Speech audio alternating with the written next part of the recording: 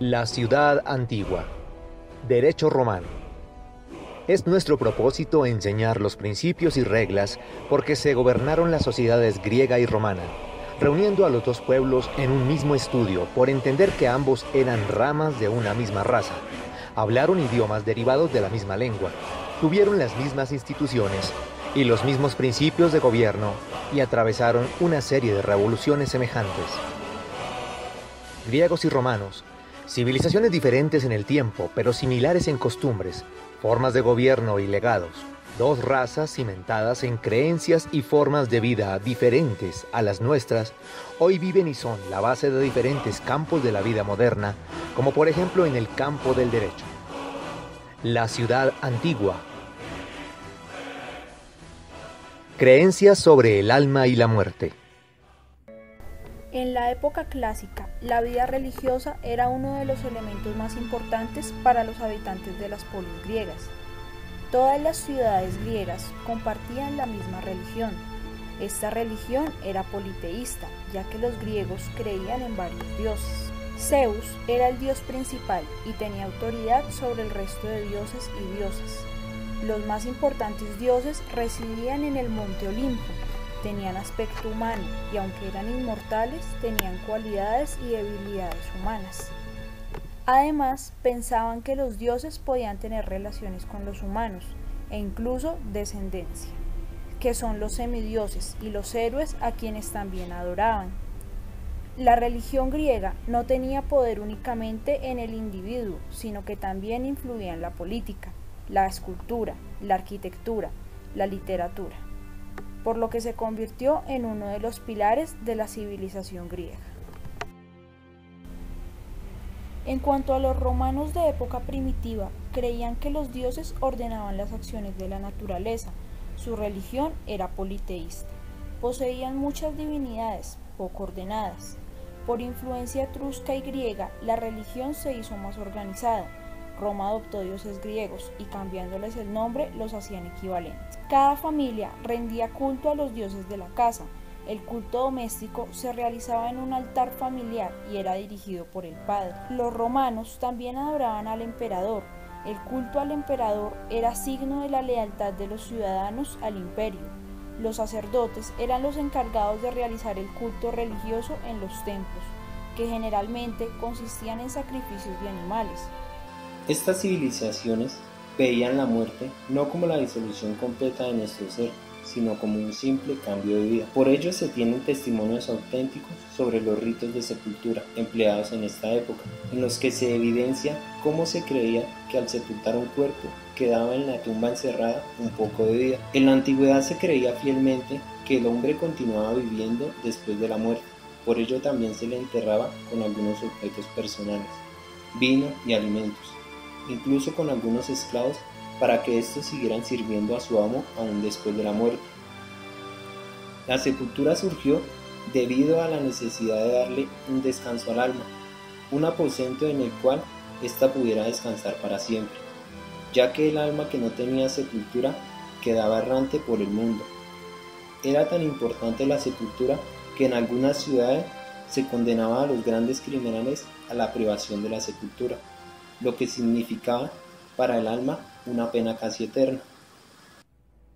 Creencias tan remotas y que nos parecen falsas y absurdas fueron la base de todo un imperio durante muchos años. Creencias que rigieron las sociedades y la mayor parte de las instituciones domésticas. Creencias que dieron origen a algo aún más importante que un simple rito o costumbre. El culto de los muertos. Muy pronto, estas creencias y costumbres dieron origen a un culto, el cual consistía en la obligatoriedad que tenían los hombres de alimentar a sus difuntos, ya que estos tenían la necesidad de comer y beber aún en la muerte. Así fue establecida una religión de la muerte, cuyos dogmas tal vez se borraron pronto, pero cuyos ritos duraron hasta el surgimiento del cristianismo. Los muertos eran considerados seres sagrados a quienes se les veneraba como si fuesen santos. Cada muerto era un dios sin importar qué clase de persona hubiese sido en vida.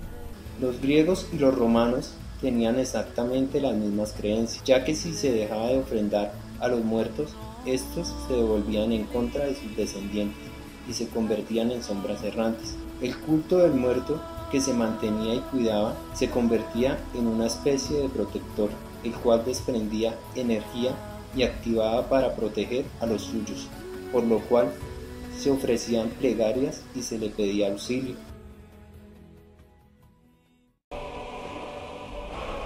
La religión de los muertos parece ser la más antigua de la raza humana, ya que antes de adorar cualquier otra entidad, el hombre adoró a los muertos. De ahí surge la primera noción que el hombre tiene de lo sobrenatural. La muerte fue el primer misterio y con él las diferentes creencias para adorar a estos. El fuego sagrado. La casa de un griego o de un romano encerraba un altar en el cual siempre debía haber un poco de carbón y ceniza encendida. Era obligación del dueño de la casa mantener el fuego encendido día y noche. Este fuego debía permanecer siempre limpio y puro, por tanto, debía ser encendido y alimentado, no con cualquier clase de leña, sino con una espada.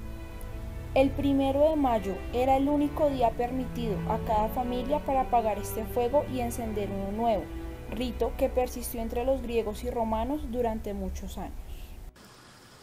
Era tan especial este fuego que el hombre no salía de su casa sin dirigir antes una súplica al hogar, y antes de ver a su mujer y a su hijo debían inclinarse ante el fuego sagrado de su casa. El fuego de la casa era providencia de la familia, y si éste se apagaba dejaba de existir un Dios protector. El fuego es poder tutelar de la familia, a él se le pide abundancia, salud y virtud. Entre el culto a los muertos y el fuego sagrado hay una estrecha relación entre ambos. El fuego del hogar es una especie de ser moral porque brilla, existe y calienta. Podría decirse que es mortal. Es el encargado de elevar al cielo la oración y la ofrenda para así favorecer divinamente a la familia. Esta es una antigua religión, la cual no tomó sus dioses de la naturaleza, sino del hombre, lo que hace aún más especial, ya que adoró la fuerza moral y pensante que anima y gobierna nuestro cuerpo.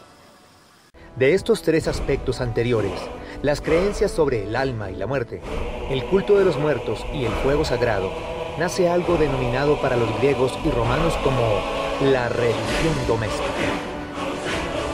Desde hace muchos siglos, la humanidad no admite religiones cuya doctrina no sea dirigida a todos los hombres, sin distinción, y además que ésta anuncia a un solo Dios.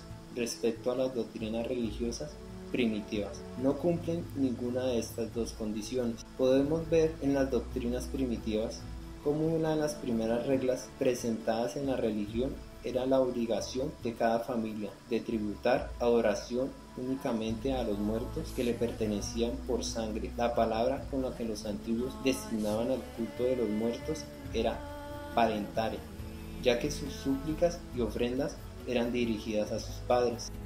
Al igual que en Grecia y en Roma, el hijo tenía el deber de adorar a sus muertos, ya que sus antepasados se convertían en dioses protectores de él y toda su familia. Era tanta esta conexión que los sepulcros de los muertos estaban en torno o en la casa de la familia.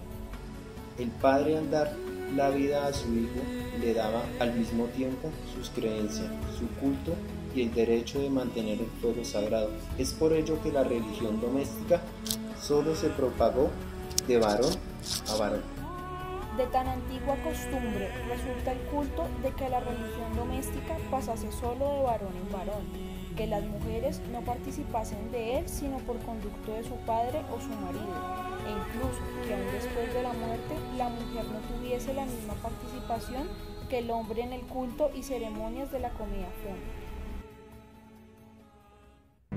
Sobre creencias tan antiguas como estas, nacen las primeras y más fuertes civilizaciones, las cuales fueron las encargadas de crear y mantener las primeras sociedades civiles. Entre cultos, ritos y costumbres surgieron los más grandes y los más poderosos.